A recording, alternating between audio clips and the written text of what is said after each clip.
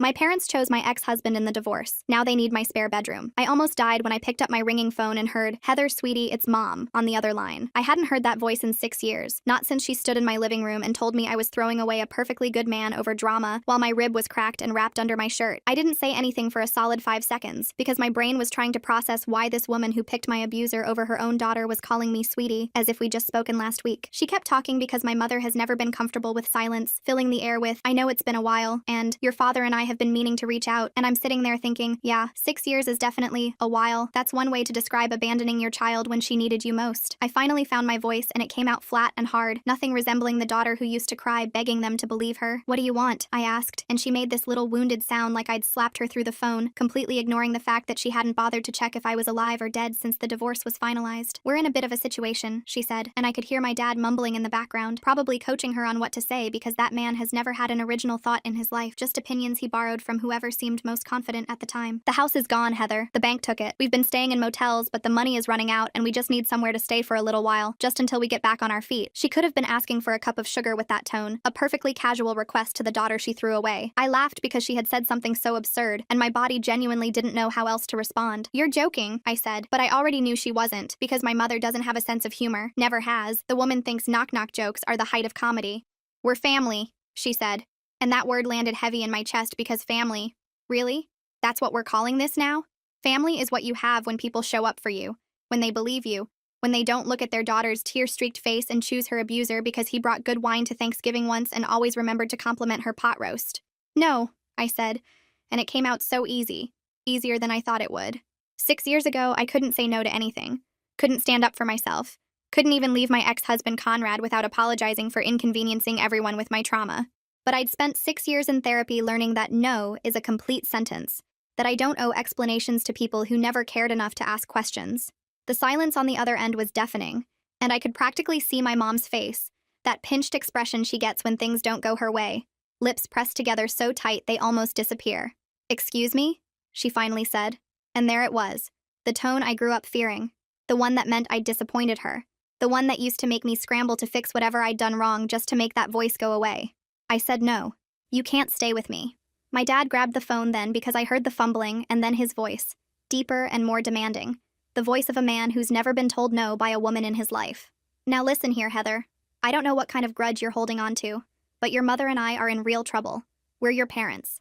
You don't just turn your back on family when they need you."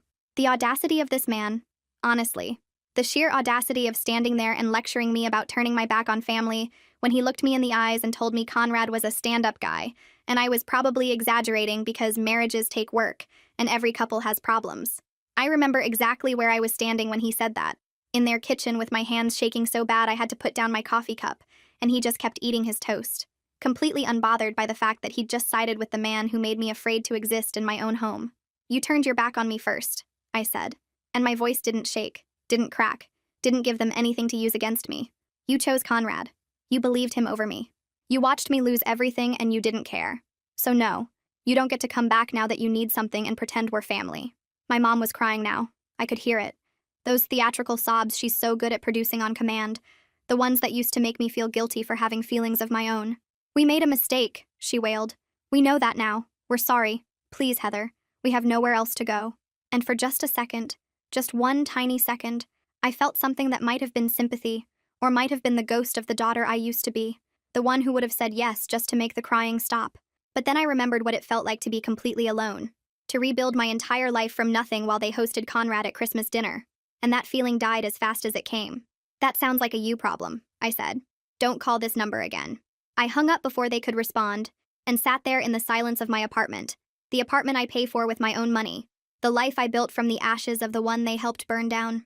My hands were steady, my heart was calm, and I knew with absolute certainty that this wasn't over. So my parents want to waltz back into my life after everything they put me through. They think I'm still the same girl who took their abuse quietly, but I've spent years learning how to protect myself and I'm not backing down this time. They want to guilt trip me? Fine. Let them try. Every call they make, every text they send, I'm saving. When they realize I'm not the pushover they remember, it's going to hit them hard. I can't wait to see their faces when they figure it out. I'll keep you posted. I was right. It wasn't over. I'd barely finished my morning coffee the next day when my phone started ringing again, and it didn't stop for the next 3 weeks. My parents have never understood the concept of boundaries, probably because they've never had to respect anyone else's in their entire lives. So of course they interpreted, "Don't call this number again," as "please blow up my phone at all hours until I cave." The first few days were just calls. Mom in the morning with her soft, wounded voice, Dad in the evening with his stern, disappointed tone, both of them leaving voicemails that ranged from guilt trips to barely concealed threats about what kind of daughter abandons her own parents in their time of need. I listened to exactly one of those voicemails, heard my mom say, "I don't know where we went wrong with you," and deleted every single one after that without pressing play. When the calls didn't work, the texts started. My mom has apparently discovered emojis in her old age because suddenly my phone was lighting up with messages full of crying faces and broken hearts and praying hands, accompanied by paragraphs about how she can't sleep at night knowing her daughter hates her. She actually used the word hates, which is rich coming from a woman who watched me fall apart and chose to believe the man breaking me instead. "We're running out of money," one text said. "The motel is making us pay by the week now," said another. "Your father's back is hurting from these cheap mattresses," as if I was supposed to feel sorry for them when I spent the first year after my divorce sleeping on a futon I found on the side of the road because I couldn't afford anything else. I didn't respond to any of them. Not a single one. I just watched my phone light up and kept living my life because I'd learned a long time ago that engaging only gives them ammunition. Then came the family members. My Aunt Dixie called me on a Tuesday afternoon, and I picked up because I actually like Dixie. Or I did until she opened her mouth and said, "Heather, honey, I just got off the phone with your mother and she is absolutely beside herself." I should have known. I should have known the second I saw her name on my screen that this wasn't a social call, that my parents had started recruiting reinforcements because their own attacks weren't landing. "She says you won't let them stay with you," Dixie continued, her voice dripping with that fake concern that runs in my family. "And I just can't understand why you'd be so cruel to your own parents when they're going through such a hard time." I had to take a deep breath before I responded because the old Heather would have crumbled, would have started explaining and justifying and apologizing for having the audacity to protect herself. But I'm not the old Heather anymore. "Did she tell you why we haven't spoken in 6 years?" I asked, and the silence on the other end told me everything I needed to know. "Did she tell you about Conrad? About what he did to me? About how she and Dad chose him over their own daughter?" More silence. Then Dixie, sounding uncomfortable now, said, "Well, she mentioned there was some disagreement about your marriage, but I'm sure if you all just sat down and talked it through." I hung up on her too. After that, it was my cousin, then my uncle, then my grandmother's sister, who I haven't seen since I was 12, and who somehow got my number just to tell me I was breaking my mother's heart. Every single one of them had the same script. "Your parents are struggling. Family helps family. You need to let go of the past. Holding grudges is unhealthy." Not one of them asked me what actually happened. Not one of them wanted to hear my side. They just called to deliver my parents' message wrapped in the thin disguise of concern, and I stopped answering my phone altogether unless the number was already in my contacts. My parents had turned my entire extended family into their personal army, and every single soldier was armed with guilt and absolutely zero context. 2 weeks into this harassment campaign, I came home from work to find my mom sitting on the steps outside my apartment building. She looked smaller than I remembered, older, her hair grayer and her clothes wrinkled in a way that the mother I grew up with never would have allowed. For half a second, I felt something twist in my chest, some leftover reflex from childhood that wanted to run to her and fix whatever was wrong. Then she opened her mouth and said, "I knew you'd have to come home eventually," with this little triumphant smile, and whatever sympathy I'd felt evaporated instantly. "You need to leave," I said, and she stood up slowly, brushing off her pants like she had all the time in the world. "I just want to talk," she said, face to face, mother to daughter. "You owe me that much."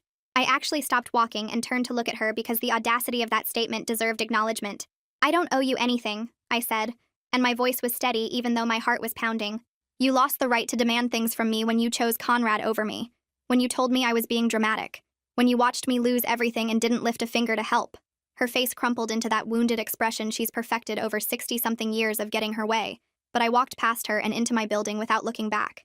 She came back the next day, and the day after that, sometimes with my dad, sometimes alone, always with the same script about family and forgiveness and how they've changed.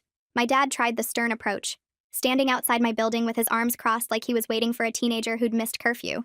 "This is ridiculous, Heather," he called out when he saw me walking up the street. "We're your parents. We raised you. We gave you everything, and this is how you repay us?" I walked right past him without making eye contact, and he grabbed my arm, actually grabbed my arm to stop me, and I spun around so fast he let go like I'd burned him. "Touch me again and I'm calling the police," I said, and my voice didn't sound like my voice anymore. It sounded like someone who'd survived something and wasn't going to let anyone put her through it again. He stood there sputtering about respect and gratitude while I went inside and locked the door behind me. Then they found out where I worked. I still don't know how.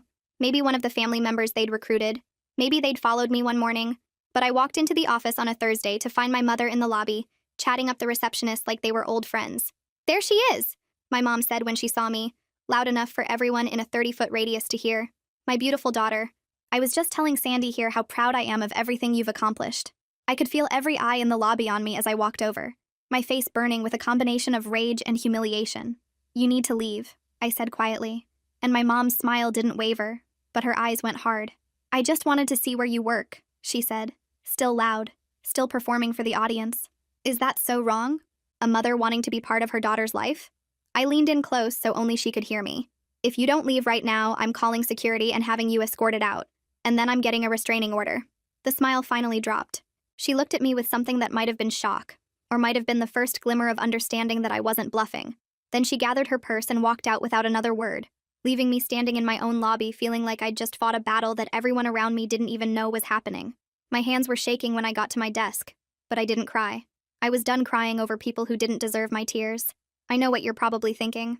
What could possibly be so bad that I'd let my own parents end up homeless rather than help them? What did Conrad actually do? And why can't I just forgive them and move on like everyone keeps telling me to? Trust me, I get it. From the outside, this probably looks cold. But you don't know what I went through. You don't know what they watched happen and chose to ignore. So let me tell you about my marriage. I met Conrad at my best friend's wedding. He was one of the groomsmen, tall and confident with this smile that made you feel like you were the only person in the room when he looked at you. I was 24 and had just started my first real job after college, feeling like an adult for the first time in my life. And here was this man in a perfectly fitted suit who kept finding excuses to talk to me during the reception. "You look like you're planning your escape," he said, appearing next to me while I was hiding by the dessert table trying to avoid my friend's handsy uncle. "Is it that obvious?" I asked, and he laughed and said, "Only to someone who's also looking for the exit. I'm Conrad." He asked me to dance during a slow song, and when I stepped on his feet twice because I've never been graceful, he just laughed and said, "Good thing I wore my sturdy shoes." By the end of the night, he had my number, and I had this fluttery feeling in my chest that I mistook for the beginning of a love story. Looking back now, I can see all the signs I missed. All the red flags I painted green because I wanted so badly to believe that someone like him could want someone like me. The first 6 months were a dream. Conrad was attentive in a way no one had ever been before, texting me good morning every day, surprising me with flowers at work, remembering every little detail I mentioned and bringing it up later to show he'd been listening. When I told him I loved this obscure band from the 90s, he tracked down concert tickets for their reunion tour 3 states away and drove us there himself. When I mentioned missing my grandmother's cooking, he found her old recipe for apple pie in a box my mom had and made it for me from scratch, flour all over his kitchen, and this proud grin on his face when it actually turned out edible. "I can't believe you did this," I said, and he kissed my forehead and said, "I'd do anything to make you happy." He met my parents within the first 2 months and charmed them completely, bringing my mom flowers and talking to my dad about football for an hour like they'd known each other for years. "He's a keeper," my mom said after that first dinner, squeezing my hand with tears in her eyes like I'd finally done something right. My dad clapped Conrad on the shoulder and said, "You take care of my little girl." And Conrad looked him right in the eyes and said, "I promise you, sir, I will treat her like a queen." Everyone loved him. My friends loved him. My coworkers loved him. I loved him so much it scared me sometimes. This overwhelming feeling that I'd somehow won the lottery and was just waiting for someone to realize they'd made a mistake. The first time something felt off was about 8 months in. We were at a restaurant and I laughed at something the waiter said. Just a dumb joke about the daily special. Nothing flirtatious, nothing inappropriate. When the waiter walked away, Conrad got quiet. That kind of quiet that fills up the whole room, and he didn't speak to me for the rest of dinner. In the car on the way home, he finally said, "You really enjoyed that, didn't you?" I looked at him confused and said, "Enjoyed what?" His hands tightened on the steering wheel. "Don't play dumb with me, Heather. The waiter. The way you laughed at his stupid joke. The way you lit up when he was talking to you." I tried to explain that I was just being polite, that it meant nothing, that I only had eyes for him. "I didn't mean anything by it," I said. "He was just being friendly." Conrad shook his head slowly. "You have no idea how you come across, do you? How desperate you look throwing yourself at any man who gives you attention." I felt tears prick my eyes and said, "That's not fair. I wasn't throwing myself at anyone." And he pulled the car over so suddenly I gasped. He turned to look at me with this intense expression and said, I'm sorry, I just love you so much that the thought of anyone else making you smile drives me crazy. You're everything to me, Heather. The idea of losing you makes me insane." I told myself it was romantic. That jealousy was just passion in disguise, and I was lucky to have someone who cared that much. After that, the comments started coming more frequently. "You're not wearing that out, are you?" he'd say when I put on a dress I used to love. "That makeup makes you look cheap," he'd mention casually while I was getting ready. God, do you have to laugh like that? Everyone's staring at you. He'd say these things casually, almost like he was doing me a favor by pointing out my flaws, and I started changing myself piece by piece to avoid setting him off. Shorter hemlines became longer ones. Bold lipstick became neutral tones. I stopped laughing so loud, stopped talking so much, stopped being so much. My friends started asking why I never came out anymore, and I made excuses because the truth was, Conrad didn't like them. They're a bad influence, he said. They don't understand what we have. They're jealous of you, Heather. Can't you see that? They want to sabotage us. One by one, they stopped calling, and I told myself it was fine because I had Conrad, and he was all I needed. We got married after 2 years of dating. A beautiful ceremony that my parents paid for because Conrad said it was tradition. And who was I to argue with tradition? I walked down the aisle toward this man who I thought hung the moon, completely blind to the fact that I was walking into a cage. The first year of marriage was when the real Conrad started to emerge, like he'd been wearing a costume the whole time, and finally felt comfortable enough to take it off. The criticism that used to come occasionally became constant. This house is disgusting. What do you do all day? You call this dinner? My mother would never serve something this bland. Would it kill you to put some effort into your appearance? You used to try when we were dating. Nothing I did was right. He'd come home from work and I'd feel my whole body tense up, scanning his face to figure out what kind of night it was going to be. Good mood meant I could breathe. Bad mood meant I'd spend the next several hours trying to become invisible. The first time he hit me was over a casserole. I still remember exactly what it was. This chicken and rice dish I'd made 100 times before. Except this time I'd accidentally used the wrong kind of cheese. He took one bite, made a face, and said, "What the hell did you do to this?" I started apologizing immediately, the words tumbling out. "I'm sorry. I used the wrong cheese. I wasn't paying attention. I can make something else. It'll only take 20 minutes. He stood up so fast his chair fell over. 20 minutes? You want me to wait 20 more minutes because you can't follow a simple recipe? The back of his hand connected with my face before I even realized he'd moved. I stood there in my own kitchen with my cheek burning and my ears ringing, and he looked at me with this expression of pure disgust and said, "Look what you made me do. I didn't want to do that, Heather. You made me do that." Then he walked out, got in his car, and didn't come back until the next morning. When he did come back, he had flowers and tears in his eyes, and this whole speech prepared. "I've never done anything like that before," he said, his voice cracking. "Work has been so stressful and I just snapped. It'll never happen again. Please forgive me. I love you so much. I hate myself for hurting you." I believed him because I needed to believe him, because the alternative was admitting that my whole life had become a lie. It happened again 2 weeks later, and then a week after that. And then it became so regular that I stopped counting, stopped being surprised, stopped feeling much of anything at all. I learned to read his moods like weather patterns, learned which topics to avoid, learned how to make myself so small and quiet that maybe he'd forget I was there. I flinched when he raised his hand, even if he was just reaching for something on a shelf. I apologized for everything, constantly, compulsively. Sorry for existing, sorry for breathing, sorry for being the kind of wife who apparently deserved to be hit over cheese. The woman I used to be, the one who laughed too loud and wore bold lipstick and had opinions about things, she disappeared so gradually that I didn't even notice she was gone, until there was nothing left but this hollow shell who jumped at shadows and counted bruises in the bathroom mirror. I tried to tell my mom once, about a year into the marriage. I'd shown up at her house with a black eye that I'd covered with makeup, except the makeup wasn't covering it well enough, and she noticed. "What happened to your face?" she asked, tilting my chin toward the light. For one desperate moment, I thought this was it. This was my chance. Someone was finally going to see the truth and help me. "Conrad hit me," I said, and the words came out so quiet I wasn't sure she'd heard them. But she had. I know she had because her face did this thing, this complicated series of expressions that ended somewhere between discomfort and disbelief. "What did you do?" she asked, and my heart cracked right down the middle. Not, "Are you okay?" or "We need to get you out of there," but, "What did you do?" "Nothing," I said, my voice breaking. "Mom, I didn't do anything. He just gets angry sometimes and I don't know what sets him off and I'm scared." She patted my hand like I was a child throwing a tantrum over nothing. "Marriage is hard, sweetheart. You have to learn to manage his moods. Men are sensitive creatures. They need to feel respected in their own homes." "Mom, he hit me," I said again, like maybe she hadn't understood the first time. She sighed. "Heather, every couple has rough patches. Your father and I certainly did. You need to learn when to hold your tongue and when to give him space.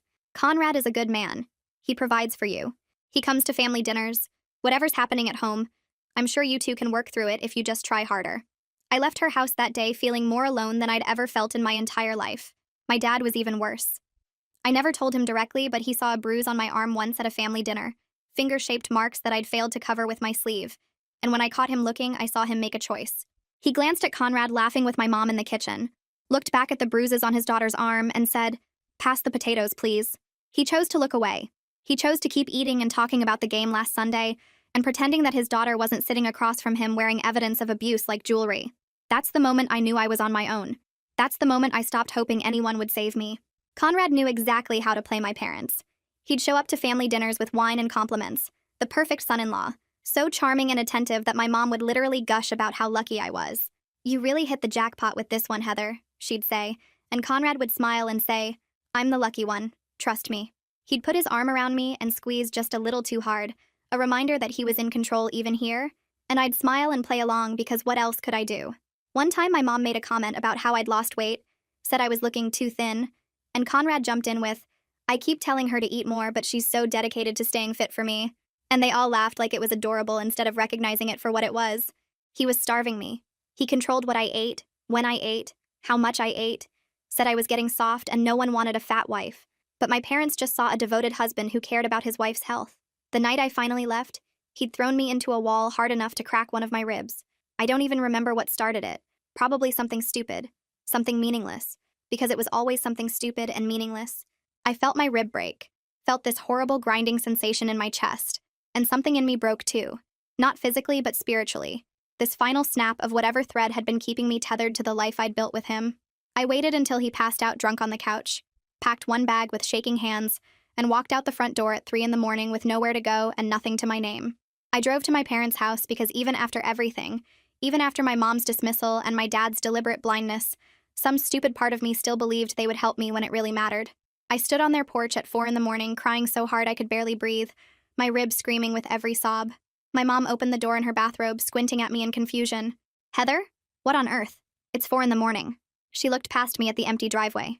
"Where's Conrad? Does he know you're here?" "I left him," I said through my tears. "Mom, he threw me into a wall tonight. I think my rib is broken. I need help. Please. I need somewhere to stay." She sighed, this heavy, disappointed sigh that I'd heard 1,000 times growing up. "Heather, you can't just leave your husband in the middle of the night over a fight." "It wasn't a fight," I sobbed. "He hurt me. He's been hurting me for years, and I finally had to go. Please, Mom, please just let me in." My father appeared behind her, took one look at me standing there crying and injured, and said, "What's all this noise?" My mom turned to him and said, "Heather left Conrad over some argument. She wants to stay here." I lifted my shirt to show them my side, showed them the bruise already forming over my broken rib. "Look," I begged. "Look what he did to me." My mother looked at it for a long moment, then back at my face and said, "You've always been dramatic. Conrad loves you. Whatever happened, I'm sure you two can talk through it." "Your mother's right," my dad said, already turning to go back to bed. "Go home to your husband. Work it out like adults." Then my mom stepped back and closed the door. They actually closed the door in my face and left me standing on the porch with a broken rib and a broken heart, and nowhere in the world to go. I heard the deadbolt click into place. I heard my father's footsteps going back up the stairs. And I stood there in the dark understanding for the first time that I had never had parents who loved me. I had parents who loved the idea of me, the version of me that did what she was told, and didn't cause problems, and stayed married to the man who brought good wine to Thanksgiving. The real me, the broken, bleeding me who needed them most. That person didn't exist to them at all. Now you understand why I can't let them back in. They chose Conrad over me when I had nothing. They watched me lose everything and sided with my abuser. And now they need me? I've been preparing for the day they'd come crawling back. I just didn't know it would feel this satisfying. The next conversation we have, because trust me, they're not stopping. I'm laying everything out. Every choice they made. Every way they failed me. They wanted to talk? Fine. We're going to talk. I'll let you know how it goes. I didn't have to wait long for that conversation. 3 days after the lobby incident, my mom showed up at my apartment again, but this time something was different. She wasn't alone. My dad was with her, and they weren't wearing those entitled expressions I'd gotten used to seeing. They looked smaller somehow, defeated in a way I'd never seen before, standing outside my building like two people who'd finally run out of plays. I almost walked past them like I had every other time, but then my mom said something that stopped me cold. "We know about Kate," she said, and her voice cracked on the name. "Conrad's new girlfriend. She found us." I turned around slowly because I had no idea what she was talking about. Kate was a name I'd heard maybe once or twice through the grapevine. Some woman Conrad had started dating about a year after our divorce, but I'd made it a point to know as little about his life as possible. "What does that have to do with anything?" I asked, and my dad cleared his throat in that way he does when he's about to say something that costs him. "She showed us things," he said, and he couldn't meet my eyes. "Pictures, medical records, text messages, things Conrad sent her when he was drunk, bragging about what he used to do to you. My mom was crying now. Not the theatrical sobs I'd grown up with, but quiet tears that streamed down her face without any of the usual performance. We didn't know, she whispered. Heather, I swear to you, we didn't know how bad it was. I stood there on the sidewalk feeling like the ground had shifted under my feet, because this was not how I expected this conversation to go. I'd prepared for more guilt trips, more manipulation, more of the same tactics they'd been using for weeks. I had not prepared for them to actually admit they were wrong. You didn't know, I repeated, and my voice came out flat and hard. You didn't know when I showed up with a black eye and told you he hit me. You didn't know when I showed you the bruise over my broken rib. You didn't know when I begged you to let me in at 4 a.m. with nowhere else to go. My dad flinched like I'd slapped him. We thought you were exaggerating, he said, and at least he had the decency to sound ashamed. Conrad was always so charming, so put together, and you've always been... He trailed off, but I knew exactly what he was going to say. Dramatic, I finished for him. That's what Mom said when I showed her my broken rib. You've always been dramatic. Those were her exact words while I stood on your porch with nowhere to go. My mom made this small wounded sound and reached for me, but I stepped back before she could touch me. Don't, I said. You don't get to touch me. You lost that right when you closed the door in my face. Kate showed us everything, my mom said desperately, like the evidence somehow made up for what they'd done. She found us through Facebook, said she'd been looking for you but couldn't find you. She showed us pictures he kept on his phone like trophies. She showed us texts where he bragged about what he did to you, called you names I can't even repeat, laughed about how he had everyone fooled. I felt sick. I didn't know those pictures existed. The thought of my parents seeing those images, seeing me at my most broken, made my skin crawl. So a stranger had to show you proof, I said slowly, because your own daughter's word wasn't good enough. I told you. I showed you. I begged you to believe me. And you chose him. You chose a man you'd known for 2 years over the daughter you raised for 24. My dad stepped forward. We were wrong, he said, and those 3 words sounded like they physically hurt him. We were wrong about everything. About Conrad. About you. Kate showed us who he really was, and we realized we'd been defending a monster. You didn't just defend him, I said, and my voice was rising now. 6 years of rage finally finding an outlet. You hosted him at Christmas dinner while I ate ramen alone in a studio apartment. You sent him birthday cards while I was rebuilding my entire life from nothing. You chose him over and over again for years, and you never once stopped to wonder if maybe your daughter was telling the truth. My mom was sobbing openly now. We're sorry, she kept saying. We're so sorry. We didn't know. You didn't want to know, I shot back. I gave you every opportunity to see what was happening, and you chose not to look. Believing me would have meant admitting you made a mistake. It would have meant admitting you pushed me to marry him, that you paid for the wedding that trapped me, that you ignored every red flag because he made you feel like good parents. The silence that followed was deafening. My parents stood there looking like they'd been stripped of every defense they'd ever built. For the first time in my life, they had nothing to say. We know the truth now, my mom repeated weakly. We know what he did, and we're so sorry we didn't believe you. I laughed, and it wasn't a nice laugh. You're sorry now that you need something from me. You're sorry now that you're homeless and desperate. But where was your sorry 6 years ago? Where was your apology when I was sleeping on a futon I found on the side of the road? Where was your remorse when I was working 2 jobs while you were hosting my abuser for the holidays? My dad tried one more time. We can't change the past, he said, but we can try to make it right. Just give us a chance, Heather. Let us prove we've changed. I looked at him. This man who'd walked me down the aisle and handed me off to a man who would spend years breaking me into pieces. I looked at my mom, who'd taught me to ignore my own instincts because a woman's job was to keep the peace. I looked at both of them standing there with their desperate eyes, finally saying all the things I'd needed to hear 6 years ago, and I felt absolutely nothing. No, I said, and the word came out easy. You don't get a second chance. You had your chance. Every time I showed up with a bruise, every time I flinched at a loud noise, every time I made excuses for why I couldn't come to dinner, those were your chances, and you blew every single one. My mom reached for me again. Please, she begged. Heather, please. We're your parents. We love you. You love the idea of me, I said, stepping back. You love the version of me that does what she's told and doesn't cause problems and makes you look good at family gatherings. But the real me, the one who survived something you can't even imagine, the one who rebuilt her entire life without any help from anyone, that person is a stranger to you. And I'm going to keep it that way. I turned and walked into my building without looking back. I could hear my mom crying behind me, could hear my dad calling my name, but I didn't stop. I'd spent too many years stopping for people who didn't stop for me. The elevator doors closed and I finally let myself breathe. My hands were shaking, but my heart was steady. They'd finally admitted they were wrong. They'd finally apologized. And it didn't change a single thing. Some doors, once closed, are meant to stay that way. I should have known that wouldn't be the end of it. My parents have never been able to take no for an answer. And the next move they made? It pushed me to call the police. And this time, I wasn't the only one who saw it happen. Come back for the update. A week went by after that conversation, and I started to think maybe they'd finally gotten the message. I'd almost convinced myself they'd found somewhere else to go. Maybe crawled back to one of the relatives they'd weaponized against me. Maybe finally accepted that I wasn't going to cave. I was walking home from work when I turned onto my street and felt my whole body go cold. There was a light on in my apartment window. I stopped walking and just stared at it because I never left lights on. Ever. I'm obsessive about my electric bill. Have been ever since those first months after the divorce when every penny mattered and leaving a light on felt like burning money. My feet wouldn't move. I just stood there on the sidewalk trying to convince myself there was another explanation. A timer I'd forgotten about. A reflection from somewhere else.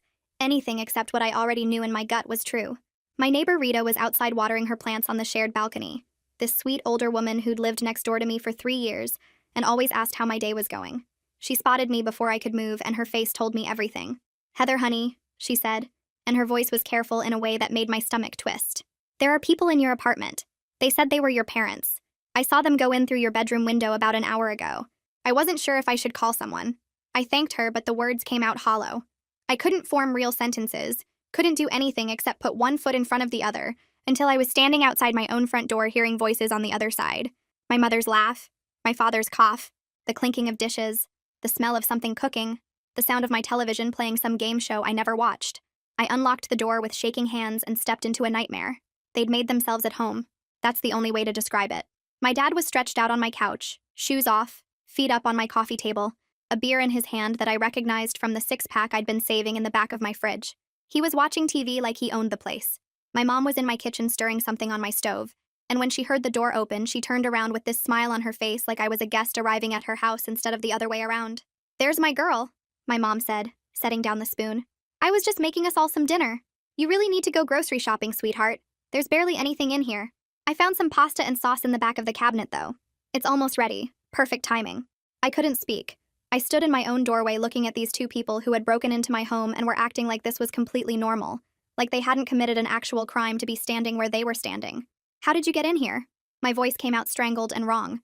My dad didn't even look away from the TV. "Back window," he said casually, taking a sip of my beer. "You really should be more careful about locking up. Anyone could get in." "That window was locked. I check it every night." "Well, locks can be finicky," my mom said with a little shrug. Like breaking and entering was just a minor inconvenience we could all laugh about later. "We didn't have a choice, Heather. You wouldn't answer your door, you wouldn't take our calls. The motel wanted another week up front and we'd already spent everything. What were we supposed to do, sleep on the street?" "Yes," I said, and my voice was getting louder now. "Yes, that's exactly what you were supposed to do. Because this is my apartment. Mine. You don't live here. You weren't invited here. You broke into my home." My dad finally turned to look at me, and he had the audacity to look annoyed. "Christ, Heather, listen to yourself. We're your parents. This isn't breaking in. This is family looking out for each other. Get out." I said it quiet and hard, and I meant every syllable. "Right now. Get your shit and get out of my apartment." My mom turned off the stove burner and wiped her hands on a dish towel. My dish towel. Like she was the lady of the house being interrupted during meal prep. "Heather, please. We have nowhere else to go. We've been in that disgusting motel for weeks. Your father's back is destroyed. I haven't slept properly in days. We're your parents. You can't just throw us out on the street. Watch me." I pulled out my phone. "You have 60 seconds to leave before I call the police." My dad set down the beer and stood up slowly, and for a second I thought he was actually going to comply. Instead, he walked toward me with this expression on his face that I remembered from childhood, the one that meant I'd crossed a line and there would be consequences. "You would really do that?" he asked, his voice low and dangerous. "You would really call the cops on your own parents? Have us hauled off in handcuffs like we're some kind of criminals? You are criminals. You broke into my apartment.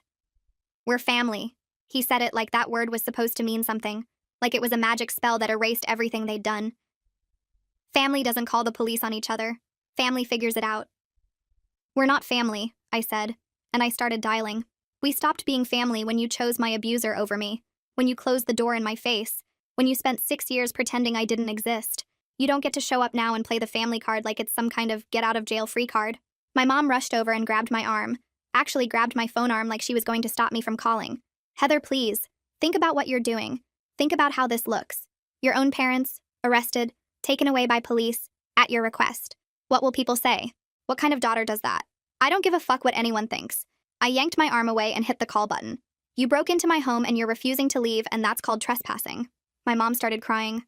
those loud theatrical sobs she'd perfected over the years. This is unbelievable. After everything we did for you, we sacrificed everything raising you, gave you the best years of our lives, and you treat us like garbage. What did I do to deserve this? What did I ever do except love you? You want me to answer that? Because I've got 6 years of answers. But then the dispatcher answered, and I had to focus on explaining that there were intruders in my apartment who were refusing to leave. Yes, I knew who they were. Yes, they were my parents. No, they did not have permission to be here. No, I had not given them a key. They came in through the window. Please send someone. The next 20 minutes were the longest of my life. My parents made themselves comfortable again while we waited. My mom going back to stirring the pasta like nothing was happening. My dad channel surfing through my TV and commenting on what a shitty cable package I had. We raised you, he said at one point, not even looking at me. We fed you, clothed you, put a roof over your head for 18 years. This is the thanks we get. Having cops called on us like common criminals. You're not being arrested, I said, though I wished they were. You're being removed from my property. There's a difference. Same difference, my mom called from the kitchen. You're treating us like strangers who broke in to rob you when all we wanted was to be close to our daughter. Is that such a crime? Wanting to see our own child? I didn't answer because there was nothing left to say. The pasta water boiled over and my mom cursed under her breath, and I sat in my own living room feeling like an intruder in my own life. Then the knock came at the door. I opened it to find 2 police officers, a man and a woman, both looking tired in that way cops always look when they're dealing with a domestic situation. I explained everything as calmly as I could. My parents immediately switched into performance mode. My mom dabbed at her eyes and talked about how they just wanted to reconnect with their daughter after a silly misunderstanding that had kept us apart. My dad shook the male officer's hand and made a comment about how emotional women get, how this was all just a family squabble that had gotten blown out of proportion. I watched them work the room like they'd done at every family gathering for my entire life, watched the officers' faces soften as my parents transformed into these harmless, helpless old people who just wanted to be loved by their ungrateful daughter. The officers exchanged a look that made my stomach drop, and then the female officer said the words that made my blood run cold. Ma'am, since they're your parents and they've established presence in the residence, this is technically a civil matter. I stared at her. They broke in, through my window. They admitted it. I understand that. And if you want to press charges for the break-in itself, you can file a report. But as for removing them from the premises, since they're claiming to be invited guests, we can't forcibly remove them without a court order. They're lying. They literally just told me they broke in because I wouldn't let them stay here. How is that an invited guest? The male officer shifted uncomfortably. It becomes a he said, she said situation. Your parents are saying you told them they could stay, just not indefinitely, and that this is a disagreement about timeline. Your best course of action is to go through the formal eviction process. File the paperwork with the court, get a hearing date, and if the judge rules in your favor, then we can remove them. My father let out this quiet chuckle behind me, this smug, satisfied sound that made me want to throw something at his head. Looks like we're staying after all, he said, settling back into my couch and putting his feet up on my coffee table again. Family helps family, Heather. Guess you're stuck with us. The officers gave me some paperwork about filing for eviction and left, and I stood in my own living room feeling like the ground had opened up beneath my feet. My parents had broken into my home and there was nothing I could do about it. They were going to stay here, in my space, in my sanctuary, and the law couldn't help me. My mom was already back at the stove. Now, she said, like the past hour hadn't happened at all. Dinner's almost ready. Heather, do you have Parmesan? I looked everywhere, but I couldn't find any. You really do need to keep a better stocked kitchen. I walked out of my own apartment because I couldn't breathe in there anymore. Rita was still on the balcony. She'd watched the whole thing, the cops arriving and leaving, my parents staying put. I could tell by the look on her face that she'd heard enough through the walls to understand. Are you okay, honey? She asked, and there was real concern there, not the fake kind my family specialized in. No, I said, and my voice cracked for the first time all day. No, I'm really not. She put her hand on my arm, gentle and warm. I saw everything, she said quietly. I told the officers what I saw, but they said it didn't matter without proof of forced entry. But I know what I saw, Heather. And if you need a witness for court, I'll testify. I'll tell them exactly what kind of people your parents really are. I looked at this woman who'd been nothing more than a friendly neighbor for 3 years, who had no stake in my life or my problems, who was offering to help me simply because it was the right thing to do. I stood there trying to wrap my head around the fact that my parents had committed an actual crime, and somehow I was the one standing outside while they made pasta in my kitchen. But I hadn't lost. Just because the police took their side doesn't mean I'm trapped. I was going to call a lawyer and get the eviction paperwork filed. They wanted to force their way back into my life? Now they get to watch me legally remove them from it. I've never been more ready for anything. Stick around because this is the moment I've been waiting for. The next morning I was at the courthouse before it even opened, standing in line with a folder full of documents and a determination that surprised even me. I filed the formal eviction papers at 9 a.m., filled out every form in triplicate, paid the filing fee that I'd have to eat ramen for a week to recover from, and walked out of that building feeling like I'd just fired the first shot in a war I was finally ready to win. The clerk told me the hearing would be in 3 weeks, that my parents would be served with papers, that I needed to document everything between now and then. I told her I'd been documenting my whole life, and this was just more of the same. Living with them for those 3 weeks was its own special kind of hell. They'd taken over my apartment like they owned it. My dad permanently stationed on my couch complaining about everything from my water pressure to my thread count. My mom rearranging my kitchen cabinets because apparently I'd been storing things wrong my entire adult life. They ate my food, used my toiletries, ran up my electric bill, and acted like I was the unreasonable one for not being grateful they'd chosen to grace me with their presence. Every morning, I woke up to my mom making breakfast and saying things like, "I made extra for you," as if she was doing me a favor, instead of using my groceries in my kitchen in my apartment that she'd broken into. Every night, I came home to my dad asking what was for dinner like I was still 12 years old and responsible for keeping him fed. They tried everything to get me to drop the eviction. First came the guilt. My mom crying at the kitchen table about how she never thought her own daughter would throw her out on the street, how she couldn't sleep at night knowing I hated her this much, how she'd failed as a mother if this was how I turned out. I let her cry and kept documenting. Then came the anger. My dad cornering me in the hallway one night to tell me I was making the biggest mistake of my life, that family was all anyone had in this world, that I'd regret this when they were dead, and I was all alone with no one to blame but myself. I told him I'd been alone for 6 years, and I'd never been happier, and walked past him into my bedroom that now had a lock on it because I wasn't stupid. Then came the bargaining. My mom offered to do all the cooking and cleaning if I'd just let them stay a little longer, just until they got back on their feet, just until they figured out their next move. My dad said he'd get a job, said he'd pay me rent, said they'd be out within 6 months if I'd just give them a chance. I showed them the court date on my calendar and didn't say a word. They tried getting family members to call me again, tried having my aunt show up at my door to mediate, tried everything in their manipulation playbook that had worked on me for the first 24 years of my life. None of it landed anymore. I'd spent 6 years building armor they couldn't penetrate. The day before the hearing, my mom sat me down at my own kitchen table and tried one last time. She had tears in her eyes. Real ones, I think. And her voice was softer than I'd ever heard it. "Heather, please," she said, reaching for my hands. "I know we made mistakes. I know we failed you when you needed us most. But we're your parents. We're old. We have nothing. Is this really how you want things to end between us? With us on the street and you knowing you put us there?" I looked at her across the table, this woman who'd given birth to me and raised me and then thrown me away when I became inconvenient, and I felt something I hadn't expected. Not sympathy. Not guilt. Clarity. "You didn't fail me," I said, and my voice was steady. "Failing implies you tried. You didn't try. You chose. Every single time you chose. You chose Conrad's charm over my bruises. You chose your comfort over my safety. You chose to believe I was dramatic rather than believe your son-in-law was a monster. And when I showed up on your doorstep with a broken rib begging for help, you chose to close the door." My mom's face crumpled, but I wasn't done. "You want to know what I remember most about that night? It's not the pain in my chest or the fear or even the cold. It's the sound of the deadbolt. That click when you locked me out. I stood on your porch listening to Dad's footsteps going back upstairs while I had nowhere to go and no one to call. That's what I remember. That's what I see every time I look at you." She was crying hard now. Ugly crying. The kind she couldn't perform if she tried. "We didn't know," she sobbed. "We didn't understand how bad it was." "You didn't want to know," I said. "That's worse. You saw what you wanted to see because the truth would have meant admitting you were wrong. And you've never been wrong about anything in your entire life, have you, Mom? Everything is always someone else's fault. I was too dramatic. I was too sensitive. I didn't try hard enough. 6 years of blaming me for my own abuse because the alternative was looking in the mirror." My dad appeared in the doorway, his face hard. "That's enough. You've made your point. No need to twist the knife." I stood up from the table. "I haven't even started twisting," I said. "Tomorrow a judge is going to hear everything. How you broke into my apartment through a window. How you've been living here against my will. How you spent 6 years supporting the man who beat me and then expected me to save you when you lost everything. Rita's going to testify about what she saw. I've got documentation of every text, every voicemail, every time you showed up at my work or my building trying to force your way back into my life. And when that judge tells you to get out, you're going to have to find somewhere else to go, because you're not my problem anymore." The hearing was at 10 a.m. in a small courtroom that smelled like old coffee and recycled air. My parents showed up in their nicest clothes, the ones they'd been carefully preserving for occasions exactly like this, and they smiled at the judge like they were at a church social instead of fighting to avoid homelessness. My lawyer presented everything: the break-in, the refusal to leave, the harassment campaign, the pattern of manipulation.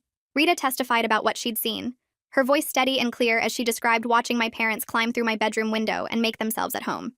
My mom tried to interrupt twice and got shut down by the judge both times. When it was their turn to speak, my dad launched into this speech about family and forgiveness, and how children these days don't understand loyalty. He talked about everything they'd sacrificed to raise me, every dollar they'd spent, every opportunity they'd given up. He made it sound like I owed them my entire existence, and this eviction was the ultimate betrayal of everything they'd done for me. The judge listened without expression, then turned to me and asked if I had anything to add. I stood up and looked at my parents, really looked at them, and said the thing I'd been holding in for 6 years. Your Honor, these people had one job that every parent has. Protect your child. Keep them safe. Believe them when they tell you something is wrong. And they failed. They didn't just fail. They actively chose the other side. They chose my abuser. They defended him, supported him, welcomed him into their home while I was rebuilding my life from nothing. And now they want me to save them? I shook my head. I spent years feeling guilty for surviving without them. Years wondering if I was the problem, if I was being too hard, if I should just forgive and move on like everyone kept telling me to. But you know what I realized? Some people don't deserve forgiveness. Some people make choices so devastating, so complete in their betrayal, that forgiveness would be a lie I told myself to feel better. I don't forgive them. I'm never going to forgive them. And I need them out of my home so I can keep living the life I built without them. The judge ruled in my favor. 30 days to vacate, no exceptions, no extensions.